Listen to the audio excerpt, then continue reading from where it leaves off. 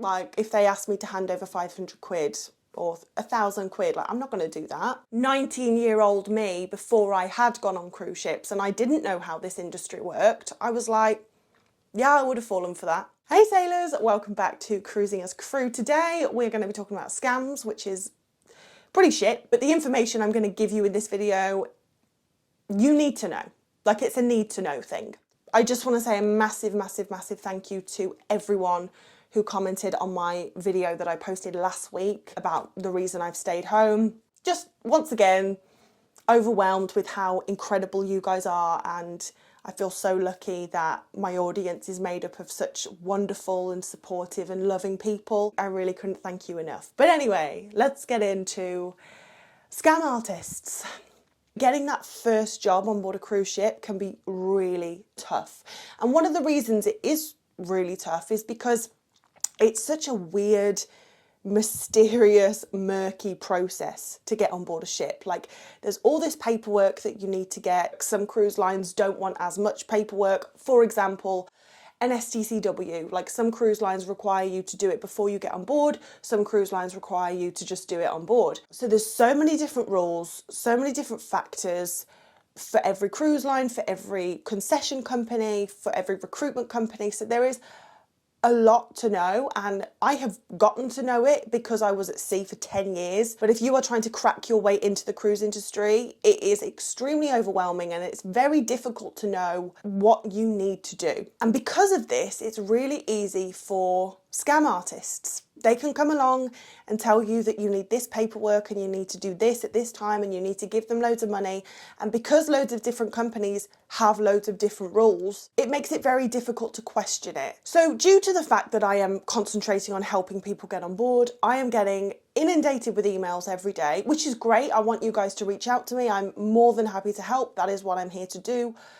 However, I am seeing a rise in people messaging me or emailing me saying either they've been scammed or they think they're being scammed, that like they're in the process of being scammed.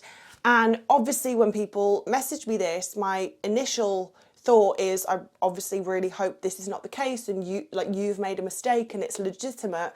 However, a lot of people are actually being scammed, and you know, some people are being scammed out of $500, $1,000. I spoke to a lady last week who I will tell you more about in a few weeks, who got scammed out of $2,500, which is just heartbreaking. And it's not even just about the money, because, for example, for this lady that got scammed out of $2,500, she thought she'd got her dream job on cruise ships.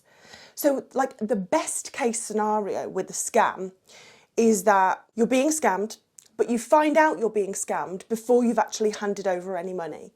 But there's still the crushing disappointment that you thought you had just been given your dream job and now, well, you haven't, because it was a scam artist that told you got a job. And that's the best case scenario. So it's a really crushing, disappointing experience without handing over any money. But if you get further down the line of these scams and you've handed over $500 to $3,000, I mean, it just goes beyond crushing disappointment. Like, these scammers are actually like ruining people's lives. People save it for years to be able to get a job on cruise ships. Because if you've watched my channel and, you know, just done a little bit of research, you will know that you do have to spend a little bit of money to get on board a cruise ship because of all the paperwork that you need to obtain. They save up for sometimes 1 year, sometimes 2 years. Can you imagine saving up for 2 years and then handing it all over to a scammer? And you're literally back to square one. Like, it makes me, oh my God, like, anyway, it really upsets me, it really angers me. So we're gonna go through what to look out for so that you can tell if you're being scammed or whether it's legit. First thing is adverts. So if you're looking for a job on cruise ships, you may have seen there's like Facebook adverts, Instagram adverts saying like cruise ship jobs, looking for cruise ship employees, all of this. I see them all the time.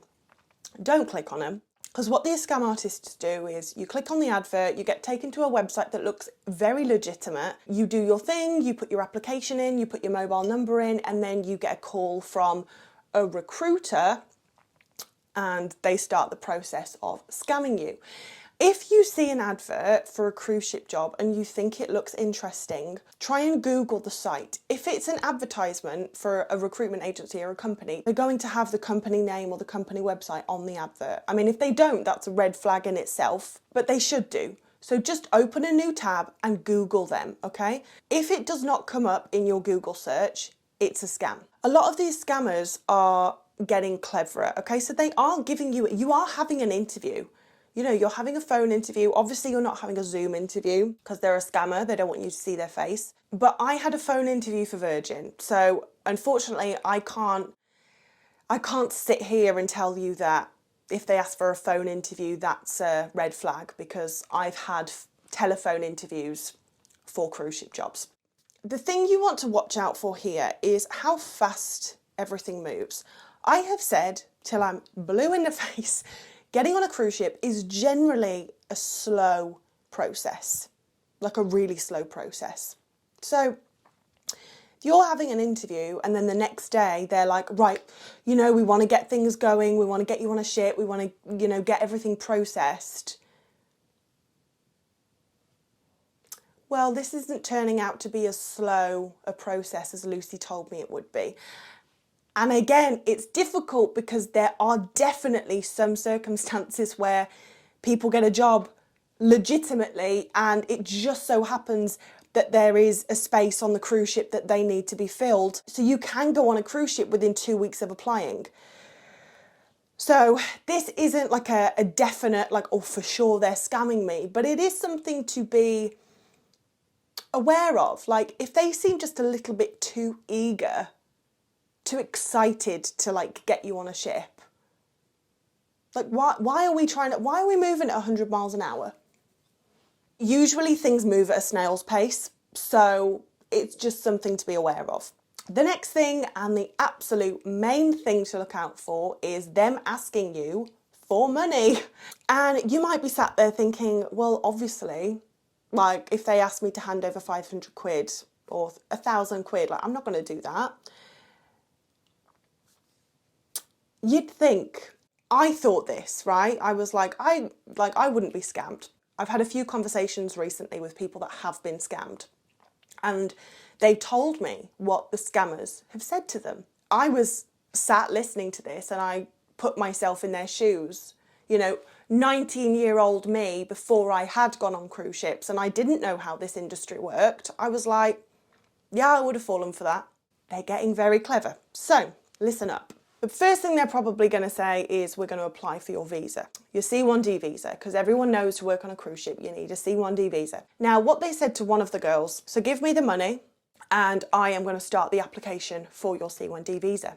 And what we're going to do is we're going to place you on a ship that is in Europe for 3 months, and then it transitions over to America. So you don't need your C1D visa for that first 3 months of your contract. So we're going to place you on the ship and I'm going to set you up with a visa appointment in one of the ports in Europe. They selected Athens. So you need to give me the money now so I can pay for the visa application, and then I'm going to send you confirmation of your visa appointment in Athens, which you will have when you're already on your cruise ship mid-contract. And I was really thinking about this and I was like, I mean, it kind of makes, obviously now I know how things work, so it doesn't make sense. But yeah, if you had no idea how this worked, that makes sense. The ship's going to be in Europe for the first 3 months of my contract. It's the C1D visa is so I can work in American waters. Yeah, I don't need that until the ship goes over to America. Totally makes sense. Of course, they sent through confirmation of the visa appointment, which, yes, was obviously fake. But if you've never seen a C1D visa confirmation letter, you wouldn't know it was fake. It looked pretty good. Then they said, okay, well, now we need your STCW money. And what they said, I think what they said about that to one of the girls was, give me the money for your STCW, $600, whatever, and we are going to book you in for your STCW. And it's going to be when you fly to your ship. Now, they'd already given her fake flight details to her ship. And what they said is, you're going to fly to this country, you're going to be in a hotel, And the next day you are going to meet the port agent before you embark your cruise ship, and there's going to be a group of you there and you're all going to do your STCW right before you join the cruise ship. Again, it's plausible if you have no idea how things work, right? And then again, they did the same with the medical certificate, and they said, you know, your medical certificate and your Seaman's book will all be sent directly to the port agent, and he will come and pick you up from your hotel, and he will take you to your cruise ship, and he will give you your documents. And I was like, oh my God, this is terrifying, because again, to someone who has no idea how this works, it does make sense, but that's not how it works. So we're going to go through how it works. You need all of your documents before you get on board. The port agent is absolutely not going to come and meet you. I have never met a port agent in my life. Your C1D visa, you physically have to go to the embassy to be able to get your C1D visa.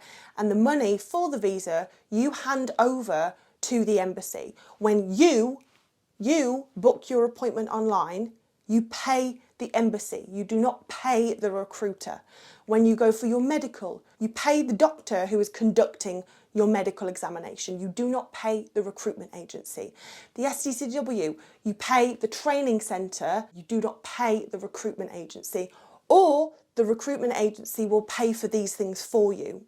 You know, maybe they'll pay for the STCW. The only things that you may have to pay the recruiter for is your uniform, which that's a very rare situation. There's not many recruiters that purchase your uniform. I can only think of Steiner, the onboard spa, because obviously you have to wear like a tunic and everything. So if a recruiter is saying to you, give me this money for your medical, for your STCW, for your, you know, the multitude of visas that you may need to get, I guarantee it's a scam, because you should not have to hand over any money to the recruiter. I'm not saying you're not going to have to pay for things. You are going to have to pay for things, but you don't pay the recruiter, okay? So if they are saying to pay them, and they will book all of these things for you, no. If it's a legitimate recruitment agency, what they might say is, okay, we are going to go ahead and book you an appointment at the embassy for your visa or at this medical centre, but you're going to pay them when you get there. They might book it for you, but they're not going to pay for it for you. So that's the main thing. If they are asking for money, I'm so sorry, it's not a good sign. And if you're unsure, email me, send me a message. I will take a look at whatever contracts they've sent through, whatever letters they've sent through, whatever requests, and I will try and help you figure out if it's a scam or not, because it just really breaks my heart that people have saved up for years to be able to afford to get a job on a cruise ship, and then they're scammed out of all their money. One of the guys who was scammed out of 1,000, the police were like, well, the best case scenario is that we find the people who've scammed you and stop them scamming anyone else, but please don't think that you're going to get your £1,000 back or $1,000 back. And also, just listen to your gut. If you are conversing with someone and you think, this feels a bit fishy, even if, like, they've not given you any reason for it to feel weird, don't ignore your gut, because it infuriates me the amount of people that are like, I knew. You know, they find out that they were being scammed and they're like, oh, I knew something was wrong. I could feel it, I knew it, and I didn't act on it because I was so excited at the possibility of working on a cruise ship that I ignored my instinct. If you feel like something is wrong, something is probably wrong. You can email me, you can Google the company, see if they're legitimate. Don't hand over any money without being sure that they are legit. And if they're asking you for money, they're probably not legit. So just don't hand over any money. Anyway, I hope you never need the advice in this video, but just in case, please keep this advice in your back pocket when you are applying for jobs on a cruise ship.